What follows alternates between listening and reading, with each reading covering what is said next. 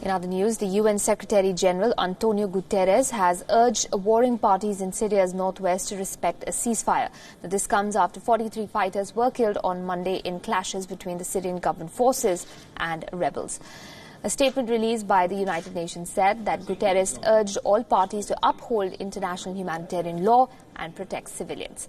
The statement also said, I quote, he calls for an urgent de-escalation of the situation as the holy month of Ramadan begins and urges the parties to recommit fully to the ceasefire arrangements of the memorandum signed on 17 September 2018. End quote. The government and its Russian ally have stepped up bombardment in the country's northwest in the past few days. According to the Britain-based Syrian Observatory for Human Rights, 22 pro-government fighters and 21 rebels were killed in the fierce fighting. 5 civilians have also been killed.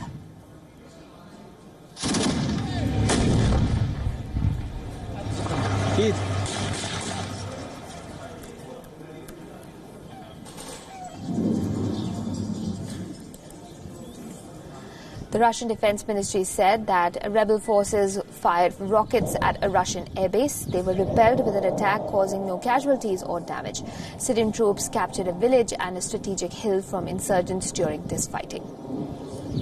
The intensified shelling in parts of Hama and Idlib provinces. But according to the UN, the attacks have also hit schools and medical facilities. 9 schools have been hit since April 30th. Many have been forced to shut down entirely. At least 7 healthcare facilities have been hit since April 28th, which includes 3 in the Idlib province. The UN statement said, and I quote, Guterres is alarmed by reports of aerial attacks on population centers and civilian infrastructure, resulting in hundreds of civilians dead and injured and over 150,000 newly displaced persons. End of quote.